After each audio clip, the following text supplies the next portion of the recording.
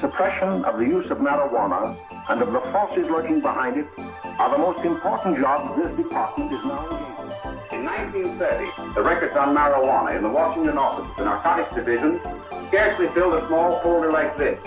Today, they fill cabinets. Welcome, ladies and gentlemen, Coloradians, and everyone that's smart enough to listen from the outside. It's one of the most amazing plants we've ever discovered. The pot party, the trippers, the grasshoppers, the hip ones, all gathered in secrecy and flying high as a kite. I got Winnie Fox.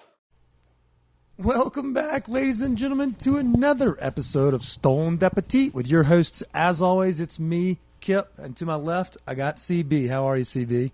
Oh, man, I couldn't be better. The weather is starting to turn. Oh, man, leaves, weather, football season are coming into formation. It's like the butter zone of Colorado right now. Oh, I mean, like, it's a little chilly in the morning, but as long as the sun's shining on you, it feels fucking fantastic.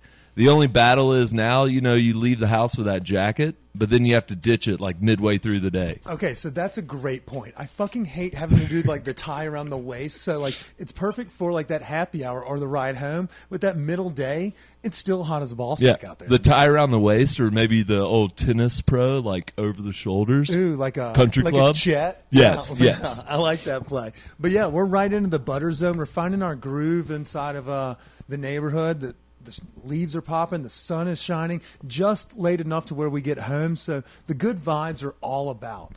The weather really gets us jazzed. Yes. But so does this episode. It's Chris's birthday week. We did it. We dropped the guest episode yesterday or Tuesday for Denver Beer Co. Shout out to Peyton for the fantastic video montage trailer for the episode. And then Chris, for those that are listening tonight, it's your birthday dinner.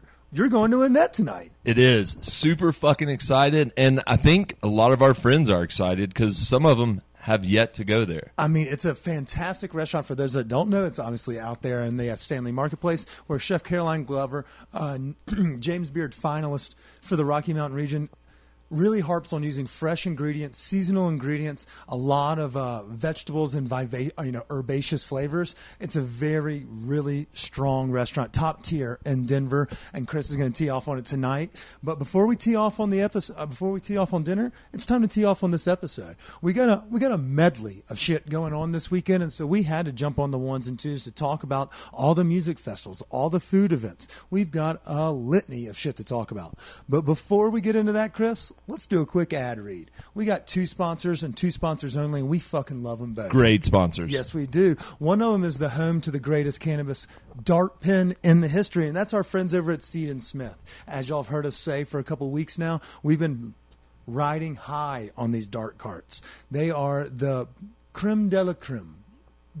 And the feedback's great, too. Yeah, I feel like everyone that's actually kind of gotten back into, they're like, okay, I'll try this dart out. We've heard nothing but glowing reviews. Everybody's about it. It strokes. They have delicious flavors. Shout out to Big Gigantic for their recent collab. It's a great pen. It's a great company, and we love working with them. They have two locations. The location out in Oakland Street in Commerce City, and then their new location at 1413 Heckler Way in Louisville. But don't fret. If you're looking for this dart cart or some of their other products, they white label their weed all across town, but we know for a fact you can get their shit down at Starbuds and Rhino also. I've been directing folks there if they want the dart cart, but if they want the dank weed in the downtown area, we send them to our friends over at Callie's.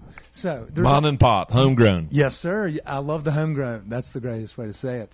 And that is our second sponsor of the day, is the Callie's Cannabis Group. Those folks not only grow fantastic doja, they also have great rewards programs and daily deals of the week. So no matter what your vibe is, if you're an edible cat like Chris, they got a day for you. Whether it be wax on Wednesday, they got a day for you. If you're a vape guy like I am, Thursday's your day. There's something for everybody over at Callie's Cannabis. They have 3 locations, 8th and Kenosha Court, 31st in Larimer, and then one up in North Glen. If you're looking for cannabis and you're listening to this podcast, check Seed & Smith, check Callie's. Both of those people can definitely take care of you, and whatever you're looking for between the two of those folks, they'll take care of you. Your buzz will be covered. And if you're listening to this as you're coming into out of town, both of which are accessible to the I-70 corridor, so you should be able, there's no excuses. Smoke like a champion today. Yeah, take a break from I-70. Yeah, Jesus Christ. Well, speaking of taking a break, as you're listening to this, for those that maybe you're trekking up to go do a little leaf peeping this weekend, or maybe you're on the way to one of the magical events that's going on around the Front Range, we're going to dive into a couple of those things today, just before we get on our holiday break as well, Chris. We're going to celebrate big today, but first let's start with our high five. It's the new topic we started in Season 3, where we bring a new theme every week, where Chris and I and maybe an occasional guest will give you our top 5 of whatever the topic may be. Because the weather's popping today, the leaves are changing, so are the menus. We're going to talk today about 5 items that gets our dick hard for fall weather, fall foods. And so I want you to start first. We're going to do a big clap. And I'm going to let you start first, since you're the birthday boy of one of your... Tell me about what it is that you crave in a fall season. What's your food that you look for? You know, all those basic bitches love the pumpkin spice. You're going to see all those fucking influencers doing Dunkin' Donuts commercials or ads for $50. Let's stay a little bit more mainstream. Let's talk local eats, local drinks. Where is your what gets you going in autumn, Chris? I mean, in autumn, sometimes I started transitioning over to the heartier meals. I also love like all the winter squash, but like big roast type dinners are great. And also stuff that's like soothing. So I'm thinking like soup season. Oh, we got a story for you today. We're going to talk about that next. So if y'all are curious about why Kip's been talking about his stomach all week, that's coming after our high five. But soup season is here. Yes, and I'm anti pumpkin spice shit, but I will say I will have an occasional pumpkin beer. Just because it's the season. Who is your okay? Go.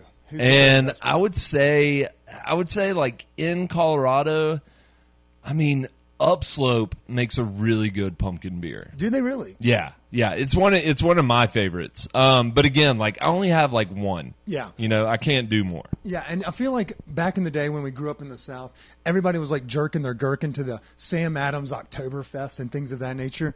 And while we haven't really gotten into the Christmas scene yet, there's a Christmas ale that comes out of one of those medium-sized brewers out of the Midwest that I had at Great American Beer Fest. I'm not a beer guy, although last episode may have thought it got me going. So I get it. You know, you don't need a full six-pack. The six-pack will last you 2-3 weeks. You'll have one every 3 days. Right. I couldn't agree more, but I'm glad that you were able to put somebody on a local brew. That's a good call. Yeah, that's a good one. But roast got me really excited too. Are we gonna jump into some spots around town, or are we gonna talk about like what we're craving right now? Let's talk about what we're craving, and then it'll kind of lead into. So you mentioned soups, roasts, and just kind of like those heartier like winter type squashes that are going to come out. Those are really good. Cassidy would love this episode because I'm going to lead off with my Midwestern vibes. My vibe in the fall time is those hearty one casserole dishes. So it's a lot of cream of mushroom. It's a lot of that Midwestern flair. It makes me, think of like, it's a hodgepodge, but it's all in one dish. And we always love to bust balls with our Midwest friends. And so it's casserole country, but I feel like the fall is perfect casserole where everything khaki and gray comes to play. It's holiday season. Yeah, and it's sweater weather. You know? So that's my kind of vibe. I think when you said roast, what it made me think of is also it's when we really get deep into potatoes as well. Like there's so many variations of them that this season, that with the carrots, it's just like a seasonal vibe. You dress it around like the meat, whether it be a turkey or a turducken or even, a boudin stuffed chicken. Whatever it may be, it feels like a roasted potato or something in a crock pot. That is the vibe. It's funny. Speaking of spuds, where the fuck can you go around here to get like a good... Like, back home you could go somewhere and get a good baked potato, like maybe McAllister's, but they're also like... I was going to say Jason's Deli, because I'm trying to think. Okay, because there's also like just local places back home where you could go in and get a spud, and they would just jam it full of stuff. And I would love to find one of those baked potato spots. Okay, so this is not like a baked potato spot, but GQ Barbecue, 2 locations, Westminster and Park Meadows, they do like a loaded like barbecue. I know you're not necessarily like, oh, pile on all the meats all the time, but it's like a towering high. Like, it's not necessarily always barbecued, but they have a loaded spud over there. Chris, it's fucking. No, that's my fucking jam. Yeah. Back in college, I used to go and get this barbecue chicken baker, and it was fucking delicious. Just a huge spud with just chicken pot. It was like a Sunday meal. I saw, and see, that's kind of what the vibe is, especially in autumn as the sun is starting to set earlier. It's like you want to come home to that earthy smell, like it's already cooking, and you're like, I'm going to get on the fucking couch and watch Maction football on a Wednesday. Or Pot roast. Oh, talk dirty to me. All right, so we kind of laid the groundwork for the high five today. We both love those hearty dishes. So now I want to start talking the high five. 5 places in Denver, Chris. You first, then me, then you, then me. All the way down until we give 10 great spots to grab foods that really tickle our pickle here in the fall. Birthday boys go first, as always. So, Chris, give me your first high five. Give me the old thumb. Okay. So I'm going to kick it off with more geared toward, like, soup. But, I mean, I got a soup as well. I'll throw a soup out there. Yeah, but this isn't necessarily soup, but it's got broth. So I love ramen, no matter what time of year it is. But I will say that I consume a lot more during the colder months. No, I think that's everybody. Yeah. You know, like the warm, it's heartier. It hits you in the bones. You're like, oh, yeah, this warms me up. I can go back out and fare the weather. Right? And so I'm going to say Uncle Wash Park. Oh. Because mixing it up? It's a little bit different than the other one over in the Highlands. It's bigger, too, and it's closer to home base. Yeah, so for those that don't know, Cheeseman Park crew, it is definitely, so it's easier to get a table over there. Their menu, while they do still play the hits, you'll get the spicy chicken, you'll get the duck confit, you'll get those bao buns, but they always do have like a cold noodle and something else that maybe the smaller low-high location doesn't. Yeah, I haven't been there in a hot minute. Since last autumn. Yeah, but exactly. But I'll report back. But I know their menus do differ. Like, they have a couple more offerings. Yeah, and everything that Tommy and them touch, it turns to gold. He's got a great concept over there. So, second location didn't stretch them thin in any capacity. They're still delivering the heat. They're still bringing the hammer. So, that's a great at number one. That's and a great way to lead always, if you get ramen there, always get that umami bomb to drop in there. You have to. Yeah. That's like a prerequisite. If they ask for it, like, yeah. And then always, this may be the Cajun in me, but if they have the soft shell crab bao bun on there, you get 100%. 4 of them. You don't just get one, you get 4, and then you dip them in the broth. Yeah. If there's soft shell crab on the menu anywhere, fucking do yourself a favor and just get it. Yeah, we're not here to suck, peckers of franchises, but Bar Taco has a crispy soft shell crab taco, and you can throw that thing in a lettuce wrap. Shout out also to, other locations that do similar things, but it's so divine. It's so divine. It makes me think of the salt and pepper soft shell crab in a lettuce wrap. The good old days. Okay. All right, hit me with what you got. All right, so my soup, and it really, it's kind of you can eat it year round, but this is a place that wasn't here last fall. And so this is the gumbo. It's gumbo season. We'll get it. You do a seafood gumbo. Not everybody does the roux well out here. You can have a Cajun restaurant out here all the fuck you want. Everybody seems to try their hand at it, but very few people do the basics correct, much less like the finer things. Amateurs. So, yeah, I'm not asking for Uptown New Orleans or, Lafayette. I'm not asking for a boiled egg or some potato salad, although I don't hate it. But there are a couple folks that are doing the gumbo the right way. And so I want to give a shout out to Pirate Alley. As everybody knows, I love them for their po' boys, but they also have a really good gumbo. They put it in a meat pocket, but sometimes you can get it in a bowl. But also Nola Jane. Nola Jane is the place that wasn't around last year. I'm not a fan of their po' boys, but I love their gumbo. I eaten it so much, even at late night, I threw it up on their balcony one time. That's how much I love it. I'll order it at 1 a.m. with a shot of tequila. Heard about that. Yeah. A lot of people in I think the whole town. Yeah. I was calling dinosaurs. But we'll talk more about my stomach later. The gumbo at Nola Jane is delish. Do they put okra in it? I feel like I think they do, and they serve it with curious. dirty rice as well.